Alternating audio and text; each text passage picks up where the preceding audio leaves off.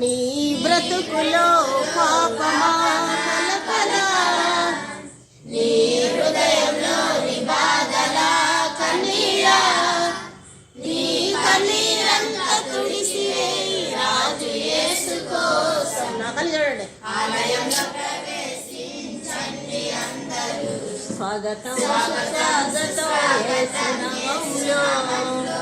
తీక్ష్ణ స్వభావంతో జ్ఞాన స్వభావమై వెతికే వారికంతా కనపడు దీపము, యేసురాజు మాటలే వినుట ధన్యము. వినుట వలన విశ్వాసము అధికమధికమై ఆత్మలో